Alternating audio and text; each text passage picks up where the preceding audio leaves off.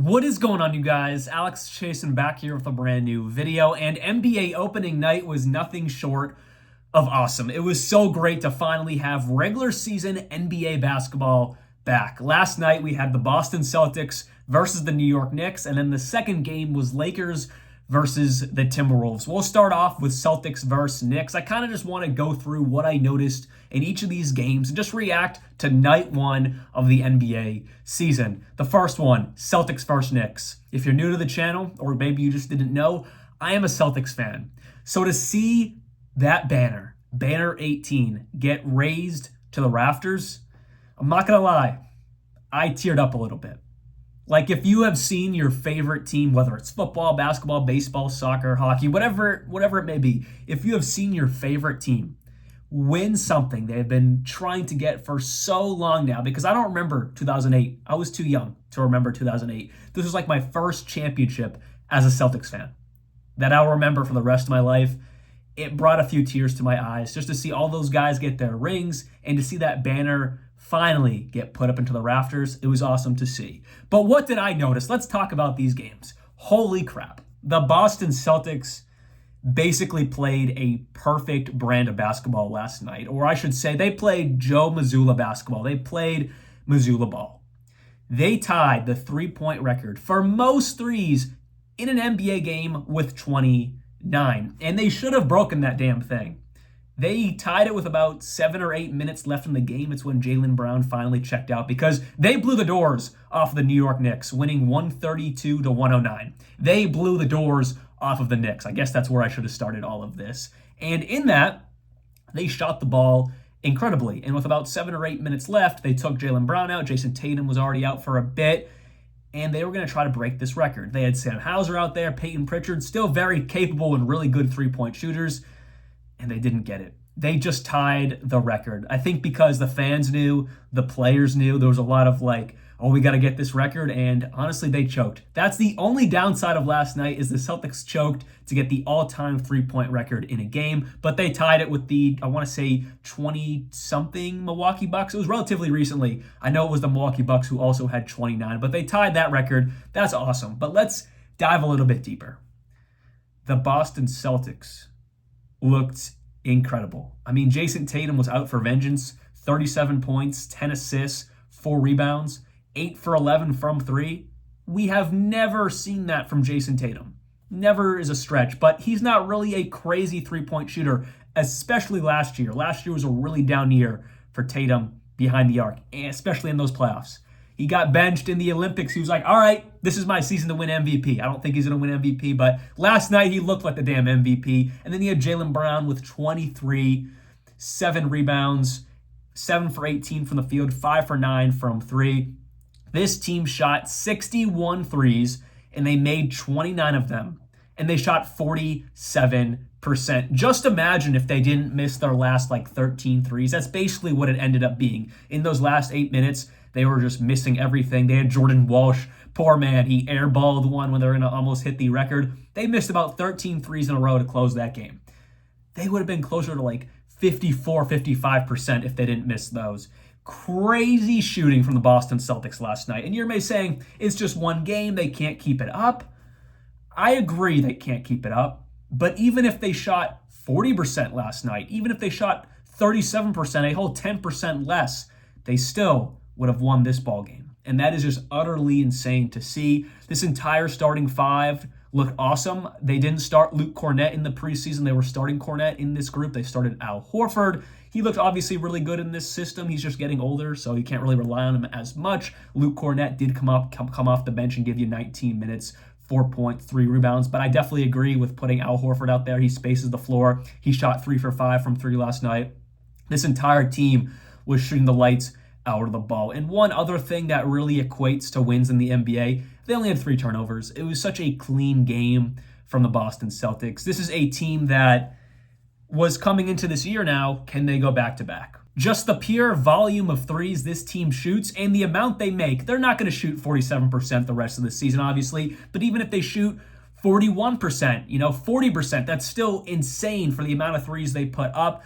No one in the NBA can match the volume they put up. Everything from the Boston Celtics looked really, really good last night. But now let's jump to the loser of this game, the New York Knicks. And they didn't even have a bad game. I mean, they shot 55% from the field, 36% from three. It just kind of leads to what I was saying a couple seconds ago, the volume of the Boston Celtics. No one can match that. And the New York Knicks just couldn't match that. They didn't even shoot the ball bad, but they just could not match the pure volume of threes and the success rate of threes. Like I said, the Celtics could have shot 40%, 38%, 37%, and they still would have won this game by a pretty good margin. And the Knicks just could not compete. They shot 33s to the Celtics 60. Now, going into the actual game itself, something I just noticed is they just looked a little iffy with Cat and Bridges, which I expect. They haven't really had much time together. Bridges is new. Cat is new. OG missed a lot of time last year, so I mean, he's not really too much in depth into this team as much as you would think, because he did miss a good amount of time last year. This is going to be his first full season in this system. So if you think about it, it's really just Brunson and Hart in that starting five that are really used to each other, being around each other a lot and playing on the court together. So I expect a little bit of growing pains coming into this season. I wasn't surprised, but also the defensive effort was just non-existent. Again, the Celtics shot the ball otherworldly, but you still can close out better. You can do all these little things better. That would have made it a little bit more difficult for the Boston Celtics, and I didn't really see that, which leads me to this. It shows that the Knicks have a lot of room to grow when it comes to chemistry. I mean, the Celtics, this is the same team as last year. 13 of 15 guys are back from last year's championship team. They know where they're going to be on the court. You can't say that for the Knicks. Jalen Brunson doesn't have the same chemistry with Mikal or Cat as Tatum does with Brown or Holiday, or White does with Holiday and Tatum. You know, those guys, they know where they're going to be on the court. The Knicks don't have that right now, and that will come in time. I'm not concerned about it. It's going to come in time, because the spacing of the floor that Cat can bring to this team, that's a lot better than what Julius Randle was providing. But then that also leads me to the deficiencies of Cat. They were just going at him, that being the Boston Celtics, so much on the defensive end. Cat could not keep up with whatever the Celtics were throwing at him on the defensive end. Cat is a liability on defense. We've talked about it before, but last night it was definitely proven that Cat might be more of a liability than we really thought, and Mitchell Robinson's going to have to come back and still be that true defensive anchor down low, while Bridges and OG, they kind of take over the perimeter guys on the floor. One good thing I will say about the New York Knicks is they might have bet on the right guy to be their next sixth man. I mean, Donte DiVincenzo, obviously they traded. Who slides up into that sixth-man role? It's Deuce McBride, and he looked awesome. I swear he didn't miss. Yeah, he shot 8 for 10, 4 for 5 from 3, 22 points for Deuce McBride. He looked amazing. He came in to that six-man role after trading Donte DiVincenzo. Josh Hart slides into that starting five with Mitchell Robinson's absence, and Deuce McBride took that role in stride and looked awesome. He proved his worth last year. Still, I don't know if he proved it that he'd be as good as he was last night, but that was a huge positive sight to see for a Knicks team that is definitely lacking some depth after making that Randle and Donte trade. Deuce McBride proved his worth last night, and I know he won't shoot like that every night, but the idea that he can bring instant offense into this rotation off the bench, that was awesome to see for the New York Knicks. Now let's transition into the second game of the night, the Lakers versus the Wolves, and the Lakers came out on top 110-103.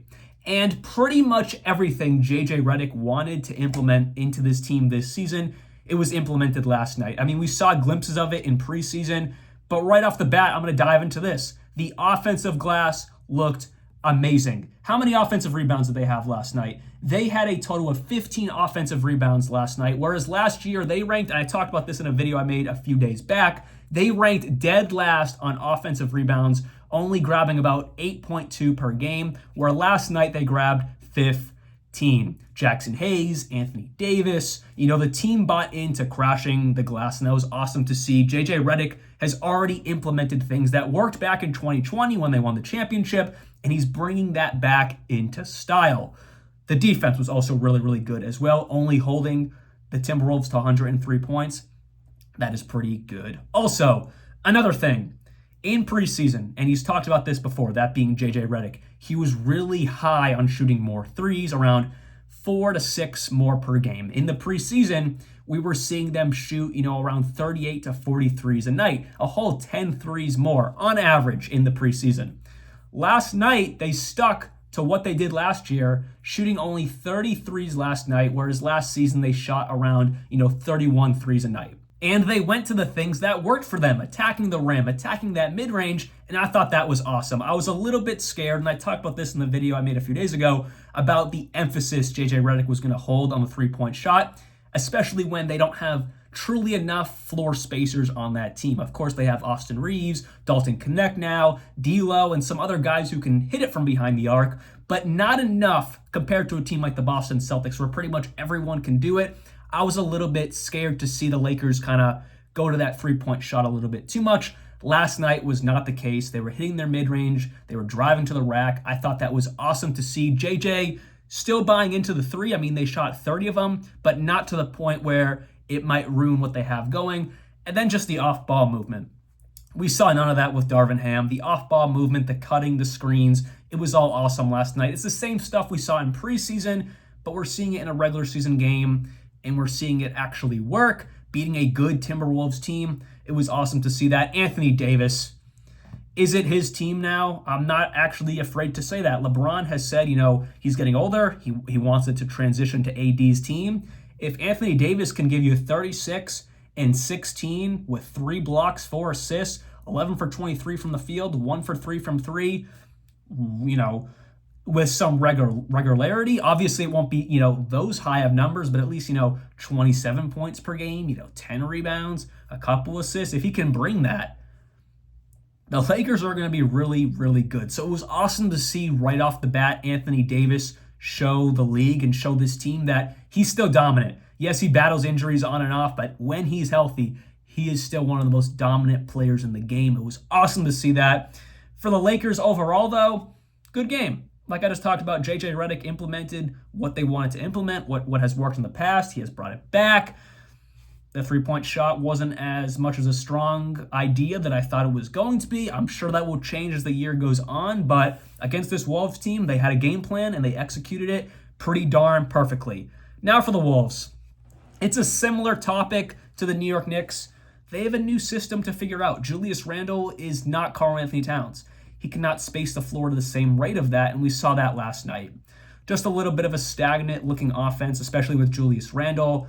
He was kind of hanging around on the perimeter, and it's just not really his game. He was, 1 for 3 last night from 3, so not terrible, but still it's not his game, and he shouldn't really be hanging around on the perimeter. But if he does that too much, we're going to have an issue like it was a few years ago where Ant was saying Cat and Gobert were clogging the paint. You don't want that because Ant drives a lot. So they're just going to have to figure that out.